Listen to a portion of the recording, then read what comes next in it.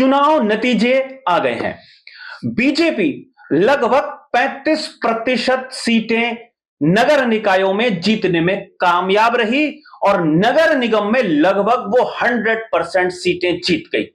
एक सीट श्रीनगर की जिसकी चर्चा हो रही है, उसमें जो प्रत्याशी विजयी हुई हैं वो भी बीजेपी की शरण में जल्दी ही पहुंचने वाली हैं। यानी मान के चलिए कि राज्य के 11 नगर निगमों में बीजेपी का परचम लहरा गया है। लेकिन फिर भी कई मंत्री, कई विधायक, प्रदेश संगठन के मुखिया संकट में हैं, यह बात बीजेपी को मालूम चल गई है।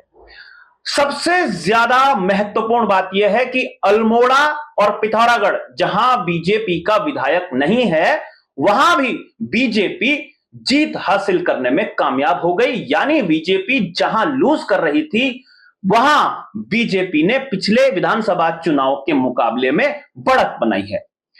जहां पिछला नगर निगम हरिद्वार और कोटद्वार बीजेपी हार गई थी, वहां बड़े अंतर से बीजेपी ने जीत हासिल की है। और हल्द्वानी, जहां मामला कांटे का था, वहां आखिर में बीजेपी जीत हासिल करने में कामयाब हो गई है।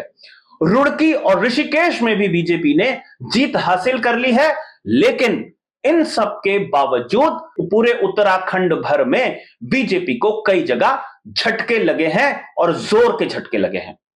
कैबिनेट मंत्री सतपाल महाराज के क्षेत्र में, चाहे वो सतपुली है, चाहे वो दूसरा और क्षेत्र है पौड़ी को भी अगर मान लें कि उनका प्रभाव वहां भी होगा, वहां बीजेपी हार गई।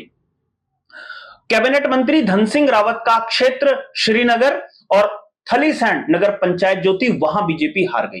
कैबिनेट मंत्री सुबोध उनियाल की जो नगर पालिका है मुनिकीरेती, वहां बीजेपी हार गई।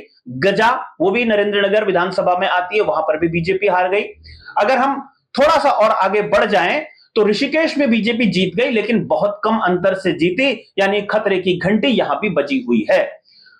एक और महत्वपूर्ण बात, संगठन जो बड़ी ताकत रखता था, संगठन के मुखिया पहले 2022 में अपना विधानसभा चुनाव बद्रीनाथ से हारे, उसके बाद बद्रीनाथ का उपचुनाव हारे और अब एक और चुनाव जोशीमठ में महेंद्र प्रसाद भट्ट हार गए हैं।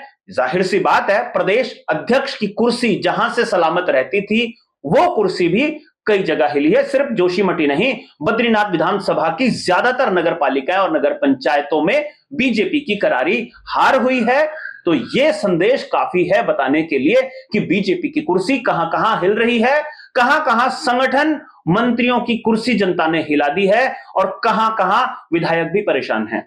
अगर टिहरी की ही हम बात कर ले तो बीजेपी के विधायक किशोर उपाध्याय हैं, पूर्व राज्य मंत्री हैं किशोर उपाध्याय, पूर्व प्रदेश अध्यक्ष रहे हैं कांग्रेस के। धन सिंह नेगी जो हैं वो पूर्व विधायक हैं, वो पहले इधर जाते हैं उधर जाते हैं, आखिर में बीजेपी में आ जाते हैं। दिनेश धनई जो पूर्व कैबिनेट मंत्री हैं, निर्दलीय विधायक जीते थे, तीनों के तीनों बीजेपी में आ गए और बीजेपी को इन्होंने इतना मजबूत कर दिया कि बीजेपी टिहरी नगर पालिका में तीसरे नंबर पर आ गई। उत्तरकाशी की अगर हम बात कर लें तो मुख्यमंत्री पुष्कर सिंह धामी के जो पब्लिक रिलेशन ऑफिसर हैं किशोर भट्ट, वो अपना चुनाव हार गए। जिस जगह पर बॉबी इफेक्ट की हम बात करते हैं, बॉबी पंवार ने लोकसभा चुनाव जब लड़ा था तो 1,68,000 वोट को ले गए थे और यह बताया गया था कि यह एक ताकत उस क्षेत्र में बन सकती है, वहां बीजेपी बुरी तरीके से हारी। चाहे वो उत्तरकाशी है, चाहे वो बड़कोट है, चाहे वो दूसरे क्षेत्र, वहां जीता कौन ये ज्यादा महत्वपूर्ण नहीं है। महत्वपूर्ण यह है कि बीजेपी को एक झटका लगा है। कांग्रेस ने कई जगह अपनी जान बचा ली है। कांग्रेस की जीत लगभग 25% के आसपास है नगर निकायों में। जाहिर सी बात है, नगर निगमों में वो 0% है। जहां वो जीत सकते थे वहां आपस में लड़ मरकर उन्होंने अपनी सीट हरवा दी और निर्दलीय भी लगभग 25% की जीत के साथ नगर निकायों में पहुंचे हैं। तो जीती बीजेपी कई जगह है, हारी बीजेपी कई जगह है, लेकिन जहां जहां हारी है उसकी चर्चा जरूर होगी, क्योंकि मजबूत नेता अपना अपना चुनाव हार गए हैं, जनता ने बता दिया है। और जहां विनिंग मार्जिन 25% रह गया हो, वहां की सीट भी आप मान लीजिए खतरे में है। पार्टी के भीतर चर्चा होनी शुरू हो गई है। देखना यह है कि कितने कड़े कदम भविष्य में बीजेपी उठाएगी। अभी के लिए साथियों इतना ही। अगली रिपोर्ट में आपसे फिर मुलाकात होगी, तब तक इजाजत दीजिए। नमस्कार।